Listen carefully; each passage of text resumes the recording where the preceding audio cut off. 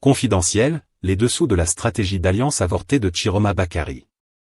Mesdames et messieurs, tenez-vous bien, parce que ce que vous allez découvrir aujourd'hui pourrait bien vous faire tomber de votre chaise, ou au moins vous faire froncer les sourcils jusqu'au milieu du front. Au Cameroun, comme le dit le proverbe. Quand le crocodile ouvre la bouche, même le poisson le plus malin ne peut pas rester tranquille. Eh bien, ce crocodile-là a un nom, la stratégie politique, et aujourd'hui, il s'attaque aux alliances secrètes de Chiroma Bakary. Oui, vous avez bien entendu. Ce n'est pas un simple jeu de politique de salon, où l'on échange des poignées de main et des sourires polis. Non, mes amis. Ici, chaque mouvement est calculé, chaque sourire dissimule une intention, et chaque alliance avortée laisse derrière elle une traînée de secrets bien gardés. On parle d'un plan minutieusement orchestré par l'ancien ministre, un plan pensé dans l'ombre, avec des consultations régionales, des rendez-vous privés, des messages codés, et des désillusions à la clé. Oui, parce qu'au Cameroun, la politique ne pardonne pas l'audace si elle n'est pas soutenue par un réseau solide et des appuis sûrs. Ce reportage, mesdames et messieurs, va vous plonger dans les dessous d'une stratégie qui a failli, dans les coulisses d'alliances promises mais jamais concrétisées, dans les regards méfiants et les conseils murmurés dans des salons fermés à clé. Chaque détail compte, chaque geste a son importance, et chaque erreur peut être fatale. Alors avant de vous laisser entrer dans ce monde de calcul et de révélation, prenez un instant pour aimer cette vidéo, vous abonner à Kamenews, et activer la cloche de notification. Ici, nous ne vous servons pas l'actualité ennuyeuse, répétitive ou édulcorée. Non. Sur Kamenews, on vous sert la vérité épicée, avec tous les rebondissements, tous les drames, et surtout sans filtre. Restez bien avec nous, parce que ce que vous allez entendre, ce n'est rien de banal. Ce n'est pas un simple récit. C'est une plongée dans les arcanes d'un système où loyauté, calcul, peur et ambition se mélangent comme le ndolé et les crevettes, prêts à révéler ce que beaucoup croyaient impossible à dévoiler. Partie 1. La candidature d'Issa Chiroma, un plan stratégique derrière le masque de l'opposant. Mesdames et messieurs, préparez-vous, nous entrons dans l'arène politique la plus subtile, la plus complexe et la plus imprévisible du Cameroun. Ici, ce n'est pas seulement une candidature qui se joue. Non.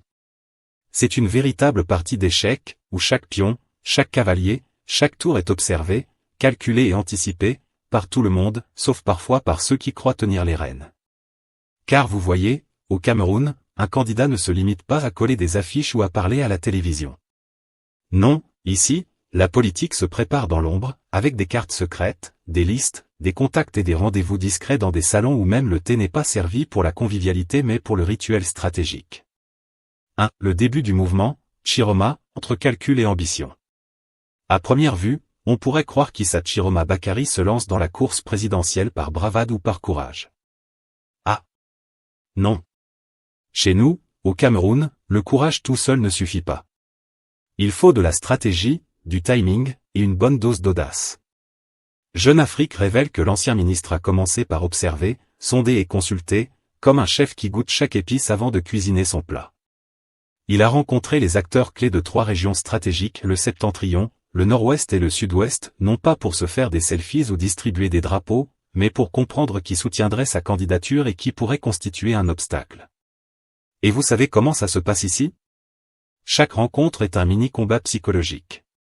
Les interlocuteurs évaluent non seulement les paroles de Chiroma, mais la posture, le sourire, le rythme de sa voix, l'épaisseur de son portefeuille et même le nombre de gardes derrière lui. Au Cameroun, politique et observation sont liés comme le ndolé et les crevettes, inséparables. 2. La stratégie régionale, le choix du terrain. Pourquoi ces 3 régions et pas d'autres? Ah, voilà le génie du plan. Le Septentrion, son fief naturel, là où sa parole compte et où son nom est respecté. Mais attention. Même ici, rien n'est automatique. Les élites locales évaluent son influence réelle, ses alliances et ses calculs de survie politique. Chaque appui compte, mais aucun appui n'est offert gratuitement. Le Nord-Ouest et le Sud-Ouest, territoire fragile, mais essentiel. Le Nord-Ouest est un véritable laboratoire politique, sensible aux fractures locales, mais riche en réseaux capables de peser nationalement. Le Sud-Ouest, lui, est un miroir où les promesses politiques passent au scanner, on y teste la sincérité, on y jauge la crédibilité.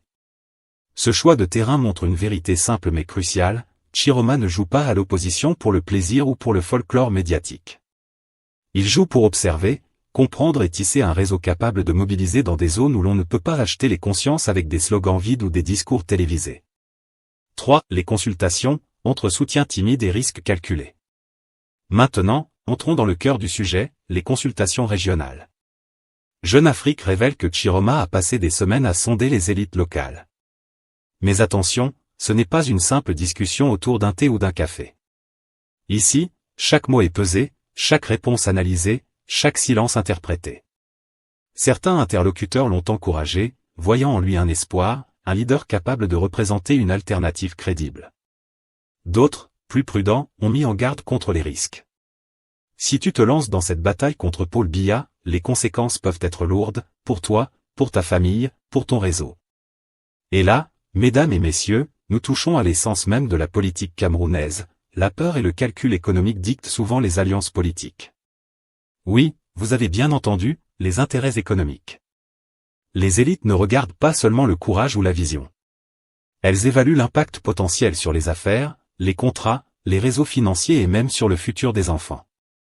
Dans ce pays, contester le pouvoir n'est pas seulement un acte politique, c'est un pari sur sa survie et celle de son clan. 4. Les enseignements de cette tournée, un combat long et semé d'embuscades. Après ces consultations, Chiroma a tiré plusieurs conclusions essentielles. 1. Il existe des réseaux de soutien, mais dispersés et fragiles. Aucun n'est assez solide pour garantir une victoire immédiate. 2. Le risque politique est énorme, surtout face à un régime qui contrôle l'économie et dispose de multiples leviers de pression. 3. L'opposition camerounaise est fragmentée, et toute coalition crédible doit composer avec les intérêts divergents et parfois contradictoires de ses membres. 4. Malgré tout, l'espoir existe, car même un petit réseau, la toile de Chiroma, peut devenir un levier national si la stratégie est rigoureuse et le timing parfait. Mesdames et messieurs, asseyez-vous bien, bougez la chaise, ajustez votre dos, patient, lucide et stratège, c'est le moment où nous entendons que la vraie bataille là où les politiciens camerounais montrent leur vrai visage, dans les bureaux, là où les salons et les cerveaux des élites régionales, comme les beignets de haricots à 4 heures du matin au marché. Parce que oui, si vous pensiez que la candidature d'Issa Chiroma est sortie comme ça, BIM, sans préparation, vous vous trompez lourdement. Ce monsieur n'a rien laissé au hasard. Il a travaillé en finesse, en discrétion, en stratégie. Il a tissé une toile plus serrée qu'un filet de pêcheur de la Benoué. Entrons maintenant dans les détails. Et attachez vos ceintures, c'est un voyage à travers 3 régions, 3 mondes, 3 réalités politiques. 1. Le septentrion, le fief, le terrain fertile, le domicile spirituel. A. Le septentrion. Terre chaude, terre de courage, terre où les leaders politiques ne parlent pas, ils murmurent. Et quand un leader murmure là-bas, tout le monde écoute. Issa Chiroma le sait mieux que quiconque. C'est sa base, son château, sa zone d'influence. Il y est plus connu que les fêtes de fin d'année. Mais attention, popularité ne veut pas dire soutien automatique. Les élites du Nord, ce ne sont pas les petits-enfants. Chacun a son intérêt, son réseau, son agenda. D'après les révélations de Jeune Afrique, Chiroma s'est plongé dans une tournée plus discrète qu'un chat dans un salon rempli de casseroles. Il a rencontré des chefs traditionnels, des hommes d'affaires, des politiciens qui jouent double rôle depuis 30 ans, des notables qui savent tout mais ne disent rien, et même des jeunes influenceurs régionaux. Il ne leur promettait pas des miracles. Il leur posait une seule question. Si j'entre en course, vous me suivez ou vous me regardez à la télévision? Et là, mesdames et messieurs, il a entendu tout. Les encouragements. Grand frère, si tu vas, nous on va. Les avertissements. Mon frère, fais doucement, c'est glissant. Et surtout les réponses diplomatiques typiquement camerounaises. Vraiment, on va voir. Ce « on va voir », là, c'est la phrase la plus dangereuse en politique. Ça signifie: on attend de savoir si tu vas gagner avant de te soutenir. Mais malgré cela, Chiroma a compris quelque chose. Son nom circule, son influence existe toujours, et avec la bonne stratégie, le Nord pouvait redevenir un levier. 2. Le Nord-Ouest, le territoire fracturé mais symbolique. Quand Chiroma a décidé de mettre pied au Nord-Ouest, ce n'était pas un simple déplacement. C'était un risque calculé, un mouvement symbolique, un message codé au régime. Car le Nord-Ouest aujourd'hui, ce n'est pas une région comme les autres. C'est une zone fragilisée, blessée, fragmentée par la crise anglophone. Un terrain politique où les pas doivent être posés avec prudence, comme quelqu'un qui traverse une cour pleine de tessons de bouteilles. Pourquoi le Nord-Ouest?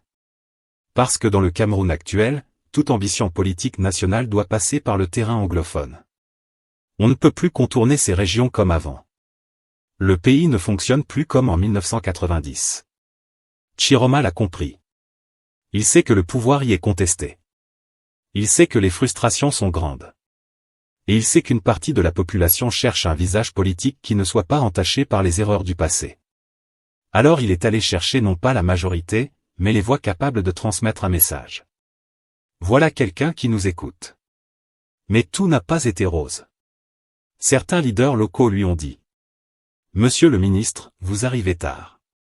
D'autres ont demandé: Et si vous gagnez, vous allez vraiment résoudre la crise ou vous allez seulement changer les fauteuils? C'est là que l'homme a compris que cette région n'était pas seulement un enjeu politique. C'était un test moral. Et chaque mot prononcé là-bas comptait. 3. Le Sud-Ouest, une région qui observe, analyse et ne donne pas son soutien gratuitement. Si le Nord-Ouest pose des questions, le Sud-Ouest fait encore mieux.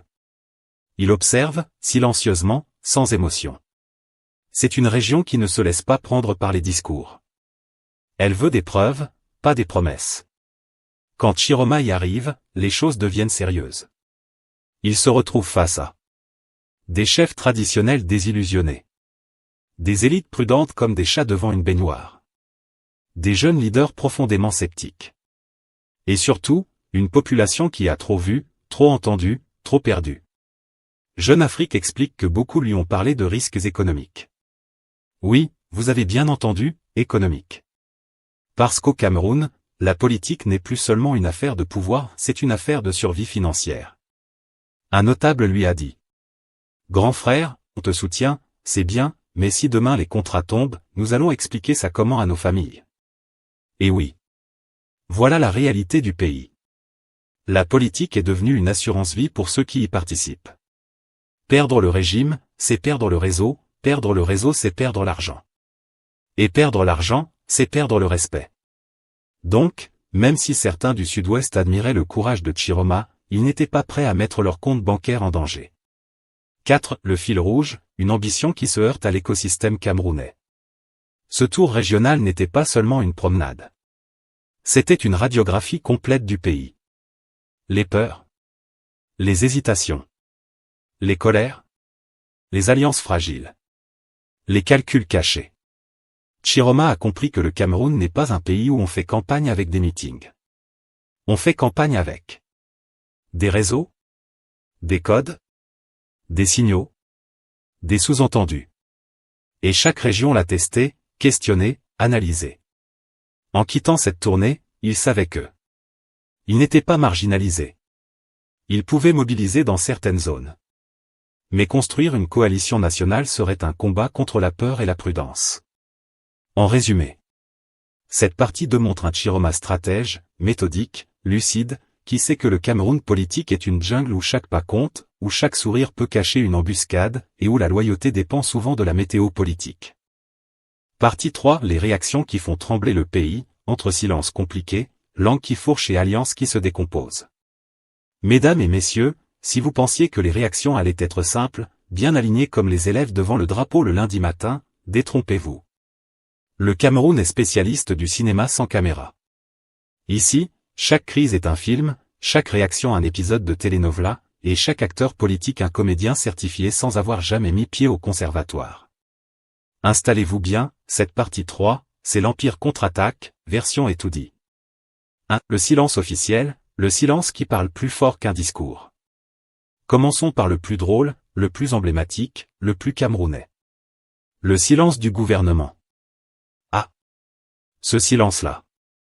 On dirait le silence d'un parent quand il regarde son enfant qui a cassé un verre après avoir juré qu'il ne touchait à rien.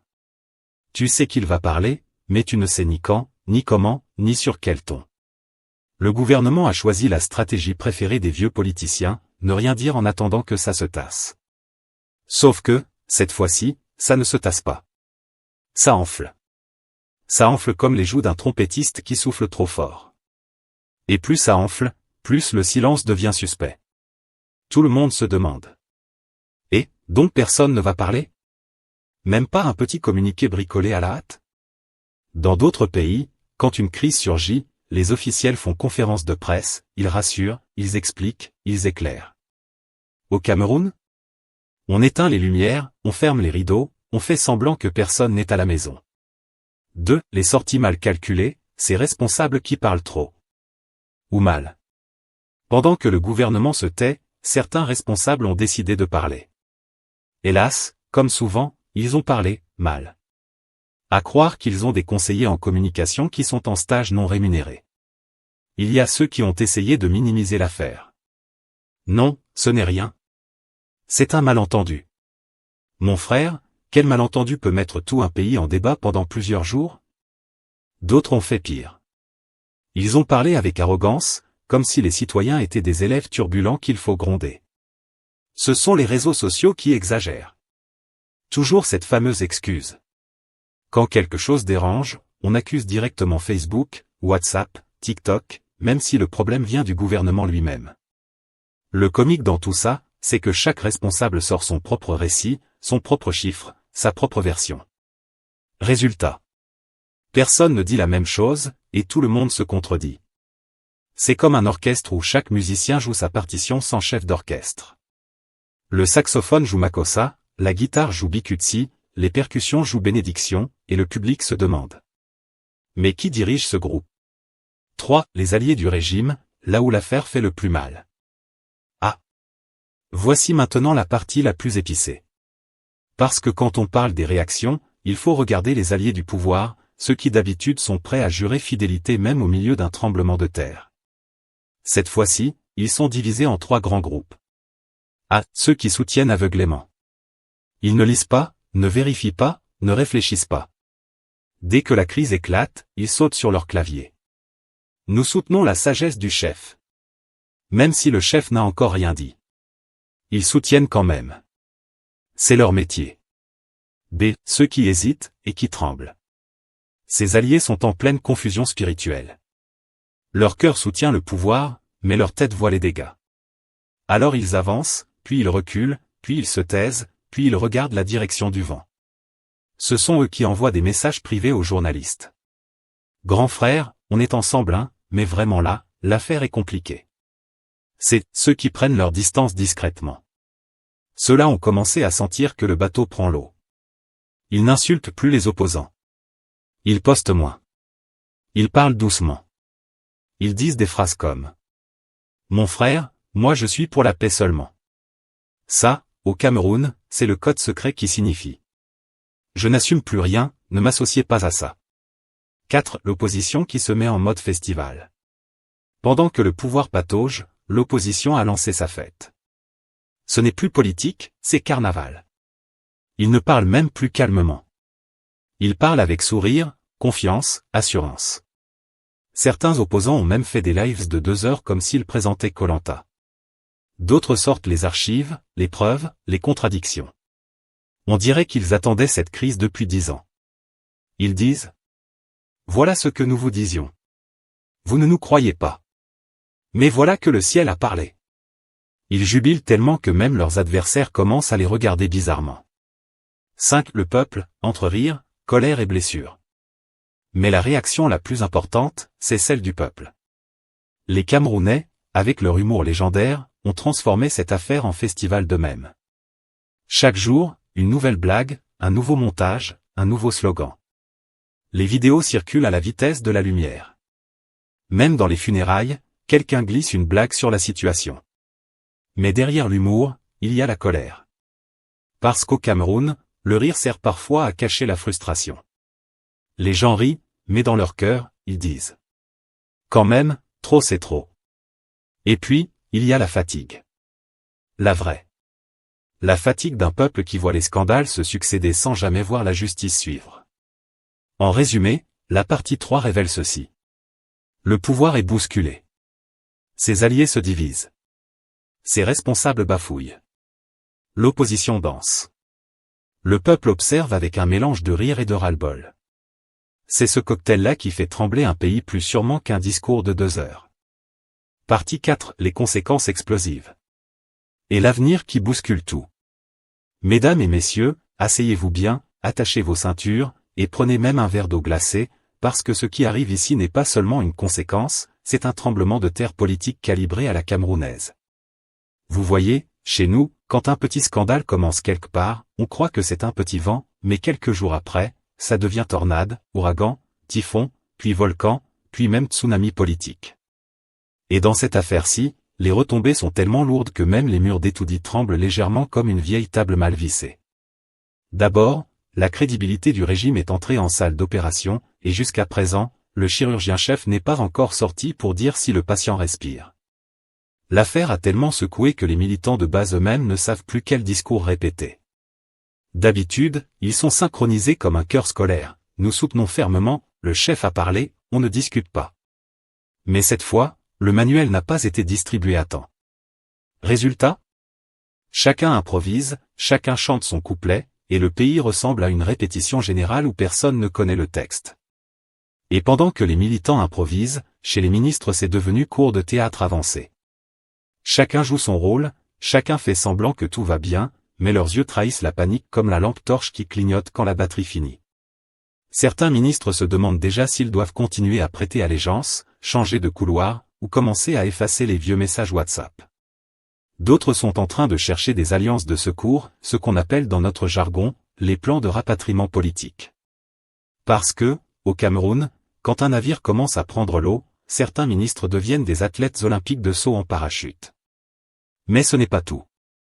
Les conséquences touchent même l'opinion publique, qui, pour une fois, regarde le gouvernement comme on regarde un serpent blessé, il peut encore mordre, mais il ne peut plus courir comme avant. Les citoyens, eux, sont devenus analystes, journalistes, politologues improvisés. Chacun a sa théorie, sa vérité, sa prédiction, sa prophétie même. On entend désormais des discussions partout au bar, au marché, dans les taxis. Et frère, même si tu n'es pas politicien, tu sens que quelque chose bouge au sommet ? Grand, moi je dis que si ça continue comme ça, quelqu'un va pleurer la nuit. Et vous savez ce qui est encore plus dangereux ? Les réseaux sociaux. Ah, les réseaux sociaux. Le Cameroun devait leur donner une médaille. Eux, ils n'analysent pas, ils ne commentent pas, ils incendient. Ils soufflent sur la braise comme les mamans qui alimentent le feu de bois. Les mêmes sortes, les vidéos circulent, chacun ajoute son piment, son sel, sa moutarde, son gingembre.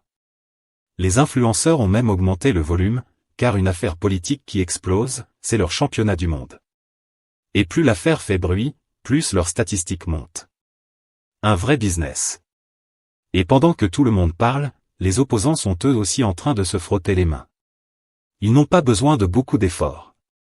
La situation actuelle, c'est comme si on leur servait un plat de ndolé garni gratuitement, avec viande et crevettes riches. Ils n'ont qu'à s'asseoir et regarder les contradictions se battre entre elles. Chacun se prépare déjà à dire. Vous voyez ? On vous avait prévenu. Ce n'est pas nous, c'est eux-mêmes qui ont ouvert la porte à la confusion. Mais le plus intéressant, mesdames et messieurs, ce sont les conséquences internes au sommet de l'État. C'est là-bas que le feu couvre réellement. Des clans rivaux qui se regardaient déjà comme deux coqs dans une cour de village ont maintenant une raison supplémentaire de s'envoyer des piques. Les dossiers ressortent, les rancœurs remontent, les sourires deviennent forcés. Au sommet, on ne respire plus normalement, on inhale la stratégie et on exhale la méfiance. Dans ce chaos silencieux, parce que oui, dans notre pays, les crises les plus graves ne font pas de bruit, chacun prépare sa survie pour l'après. Car au Cameroun, tout le monde sait qu'une crise politique peut durer longtemps, peut s'essouffler, mais ne disparaît jamais vraiment. Elle reste là, en mode veille, prête à ressortir dès que quelqu'un appuie sur le mauvais bouton. Et pendant ce temps, le peuple observe. Pas seulement avec les yeux, mais avec la mémoire.